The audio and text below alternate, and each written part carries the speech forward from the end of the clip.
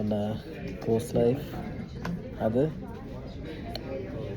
තනියම නෙමෙයි මෙන්න මෙයත් එක්ක අපි දෙන්නවද පොඩ්ඩක් ලංකාවෙන් එළියට යන්න හදන්නේ. ඉතින් වැකේෂන් එකට යන්නේ. යන රට මොකක්ද කියලා කියන්න ඕනේ නැහැ. අපි වීඩියෝස් දානකොට බලන්න පුළුවන් නේ. රට මොකක්ද කියලා. ඉතින් සංගාඩ වෙලා දවස් 5ක් විතර එනවා. ඒත් එක්කම වැකේෂන් එක ප්ලෑන් කරලා තිබ්බා. මෙන්න මෙයා තමයි ඔය ප්ලෑන් කරලා තිබ්බේ.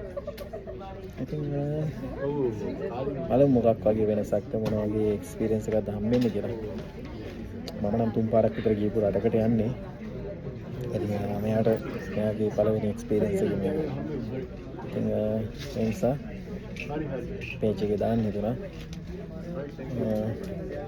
ඉතින් ඒත් ගිහිල්ලා වෙනත් වීඩියෝ එකකින් හම්බෙමු. අපි කියන්නේ මේ වගේම හැමෝටම මහන්සියලා වැඩ කරන්න තමන් ඊන වලට යන්න. ගිහිල්ලා මේ වගේ දෙයක් කරගන්න හැමෝටම ලැබෙන්න ඕනේ. ඔන්න ඉතින් බෙල් එක ගහනවා. දැන් අපිට යන්න වෙනවා. එහෙනම් ඒත් ආයෙ හම්බෙමු. බයි බයි.